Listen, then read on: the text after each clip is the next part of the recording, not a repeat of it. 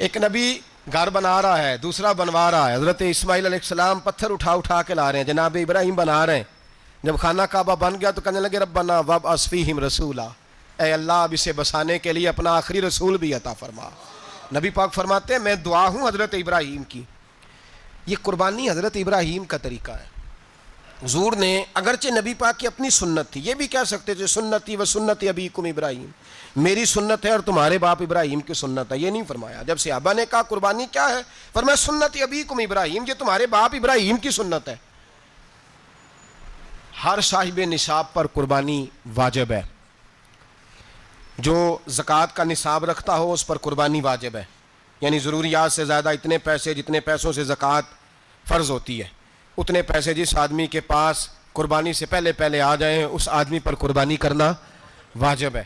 بکرا، چھترا، دمبا 1 سال کا یا دمبا 6 مہینے کا ہو پر اتنا بڑا محسوس ہوتا ہو کہ لگے کہ 1 سال کا ہے، اس کی قربانی ہو سکتی ہے. جانور میں کوئی عیب نہیں ہونا چاہیے، اتنا کمزور نہ ہو کہ ذبح جہاں اسے کرنا ہے وہاں وہ چل کے جا نہ سکے، اتنا کمزور جانور نہ ہو. اس کے اندر بظاہر کوئی اتنا بڑا نقص نہ پایا جاتا ہو، کانا نہ ہو، لنگڑا نہ ہو، کوئی اس کی ہاتھ نہ کٹے ہوئے ہوں، ایسا نقص جو واضح ہو. بکرا 1 سال کا، گائیں اور بھینس یہ 2 سال کی، اونٹ 5 سال کا. اب اس میں یہ ہے کہ ہمارے بہت سارے دوست چونکہ ہم دیہاتی لوگ ہیں تو پوچھتے ہیں کہ دوندا نہیں ہے تو چوگا نہیں ہے، تو یہ ہماری پنجابی کی اصطلاحات ہیں. پنجابی کی شریعت اسلامیہ نے سال بتائے ہیں، یہ تو ہم نے اپنی آسانی کے لیے یا دیہاتوں میں جو ماحول تھا اس طرح کا جانور لیں، خوبصورت جانور لیں.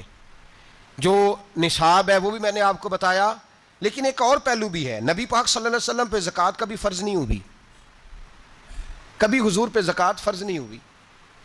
نبی پاک صلی اللہ علیہ وسلم کے پاس اتنا سرمایہ کبھی اکٹھا ہوا ہی نہیں کہ زکوٰۃ فرض ہو. لیکن نبی پاک کے صحابہ فرماتے ہیں کہ مدینے کے 10 سالوں میں اللہ کے رسول نے ہر سال قربانی فرمائی ہے، ہر سال قربانی دی. اور جس سال حضور حج کرنے گئے اس سال اللہ کے نبی نے 63 اونٹ ذبح فرمائے. اور حضور صلی اللہ علیہ وسلم جب اونٹ ذبح کرنے لگتے نا تو صحابہ کہتے ہیں اونٹ خود دوڑ کے حضور کے سامنے آ کے لیٹ جاتا اور نبی پاک اسے ذبح کرتے اور فرماتے ہیں ایک دوسرے کو دھکے دیتے اونٹ کے، پہلے میں نے جانا ہے ذبح ہونے کے لیے، پہلے میں نے. انہیں پتا تھا کہ جو مصطفیٰ کے ہاتھوں ذبح ہوگا وہ تو دائمی زندگی پا جائے گا، یہاں بھی وہاں بھی زندہ. 63 اونٹ ذبح کیے. ایک اونٹ میں کتنی قربانیاں ہوتی ہیں؟ 7. اب 63 کو 7 سے ضرب دو گے تو کتنی بنے گی؟ اور پھر نبی پاک صلی اللہ علیہ وسلم نے 10 سال مدینہ منورہ میں قربانی دی ہر سال.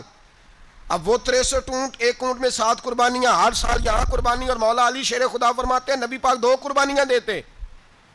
میں نے کہا حضور 2 جانور ذبح کر رہے ہیں آپ، تو حضور نے فرمایا ایک میری طرف سے ایک میری امت کی طرف سے، غریبوں کی طرف سے. اور حضرت علی کو حضور نے وصیت فرمائی تو 2 دیا کرے گا. یا رسول اللہ صلی اللہ علیہ وسلم میں غلام ہوں، خادم ہوں. حضور نے فرمایا علی ایک تو نے اپنی دینی ہے، ایک میری طرف سے دینی ہے. 2 قربانیاں. مولا علی نے بھی ساری زندگی 2 قربانیاں دی. حضرت علی بھی مال کے نصاب نہیں تھے، اپنا مکان ہی نہیں تھا، کوئی کاروبار نہیں تھا، کئی دن فاقے رہتے تھے، پر قربانیاں کتنی دیتے تھے؟ 2. ہمارے پاس ویسے اگر سسرال میں، میکے میں، کزنوں میں کچھ شادی ہو جائے تو 50-60 ہزار کا خرچہ برابر ہے، وہ پکا ہے. اور قربانی کی باری غریب ہو گئے، سارے غریب ہو گئے. کہتے نہیں یہاں مشکل ہے. او خدا کے بندے اللہ کے ساتھ تجارت کر، اس کے رستے میں 1 دے گا، رب تجھے 70 گنا اضافہ کے ساتھ عطا فرمائے گا.